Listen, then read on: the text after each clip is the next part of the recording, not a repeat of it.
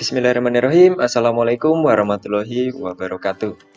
Nah, kita masih di tema 3, tokoh dan penemuan. Subtema 3, fokus pelajarannya yaitu adalah bahasa Indonesia. Nah, untuk fokus materi yaitu kosakata baku dalam teks eksplanasi. Kemarin kita sudah belajar teks eksplanasi itu pengertiannya apa. Nah, sekarang kita belajar lebih dalam lagi tentang kalimat efektif dan kata-kata baku di teks eksplanasi.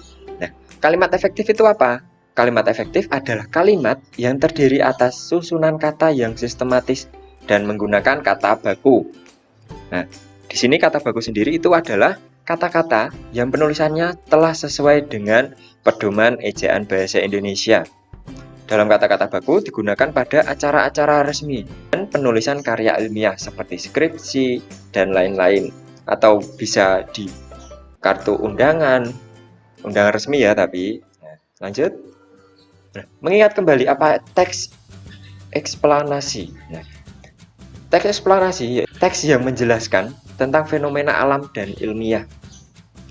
Dalam penulisan teks eksplanasi pada umumnya menggunakan kosakata baku. Contohnya yaitu teknologi, antena, aktivitas, dan sebagainya. Lanjut, mengidentifikasi penggunaan kata baku dalam teks eksplanasi. Di teks eksplanasi terdiri atas kalimat-kalimat efektif. Nah, kalimat efektif yaitu kalimat yang terdiri atas susunan kata yang sistematis dan menggunakan kata baku tentunya. Nah, kemudian ciri-ciri kata baku adalah tidak terpengaruh bahasa asing. Yes, no, dan lain-lain itu tidak boleh ada. Kemudian bahasa daerah, semisal kalau Pati, ga, ge, go, leh, Semarang itu, to, itu tidak boleh ada kata dari bahasa daerah. Selanjutnya, jika kesulitan memahami makna dari suatu kata, kalian dapat mencarinya dalam KBBI online. Selanjutnya, menjelaskan penggunaan kosakata baku pada kalimat efektif. Kata-kata baku adalah kata yang telah ditetapkan berdasarkan aturan tata bahasa, tentunya bahasa Indonesia. Nah, kata-kata baku juga menggunakan dalam kalimat efektif. Kalimat efektif akan mempermudah penyampaian informasi dalam isi teks kepada pembaca. Kalimat efektif harus memenuhi syarat-syarat, yaitu kalimat harus lengkap, logis, singkat, dan jelas. Nah, lengkap artinya kalimat efektif sekurang-kurangnya harus memiliki subjek dan predikat. Minimal ada subjek dan predikat. Nah, selanjutnya adapun unsur kalimat yang lengkap harus ada subjek, predikat, objek, dan keterangan. SPOK. Berikut ada contoh. Manakah dari ketiga kalimat berikut yang termasuk kalimat efektif?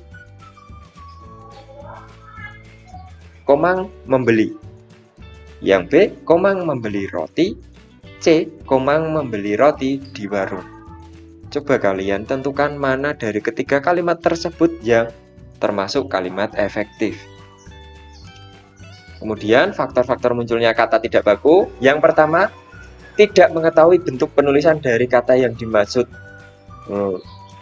Untuk nomor 1 ini kalian harus sering berlatih untuk mengenal kata baku, penulisannya seperti apa. Yang kedua, tidak memperbaiki kesalahan dari penggunaan suatu kata tidak baku. Nah, kalian ini jika sudah tahu semisal apotik itu salah, kalian harus segera belajar penulisan yang benar itu seperti apa dan pengucapannya seperti apa. Yang ketiga, sudah terpengaruh orang-orang yang terbiasa menggunakan kata tidak baku. Semisal kalau di lingkungan kalian orang-orang menyebutkan resiko, nah itu kan penulisannya risiko. Kalian jangan sampai ikut terpengaruh ya. Tetap menggunakan kata baku. Yang keempat, terbiasa menggunakan kata tidak baku. Nah, untuk nomor 4 ini nanti bisa kita belajar bertahap. Menentukan kosakata baku pada teks eksplanasi. Dalam kalimat efektif terdapat kata-kata baku yang disusun secara sistematis. Kosakata baku merupakan kata yang sesuai dengan pedoman ejaan yang ada. Kata-kata baku digunakan dalam acara resmi seperti upacara, rapat, atau diskusi ilmiah. Kapan dan di mana penggunaan kosakata baku serta kalimat efektif digunakan? Yang pertama, kalimat resmi baik tulisan maupun lisan jika kegiatannya resmi. Yang kedua, di surat undangan, tapi bukan undangan ulang tahun ya. Yang ketiga, karya ilmiah, skripsi itu untuk S1, tesis untuk S2, dan disertasi untuk S3. Berikut ada kuis. Perbaiki kalimat di bawah ini menjadi kalimat efektif.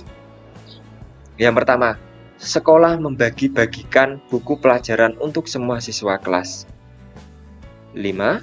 Yang kedua, ibu memasak dan menggoreng ayam goreng di dapur. Ketiga, Diana mengiris dan memotong sayuran wortel dengan cepat sekali. 4. Putri adalah siswa yang teladan dan jadi panutan di sekolah. 5. Semut adalah serangga yang suka makan gula karena manis dan semut suka makanan manis. Yang keenam, Fitri sangat giat belajar untuk ujian sekolah. Dari 6 soal ini semua kalimatnya kurang atau tidak efektif. Jadi kalian harus memperbaiki menjadi kalimat efektif. Oke, selamat mengerjakan. Terima kasih. Wassalamualaikum warahmatullahi wabarakatuh.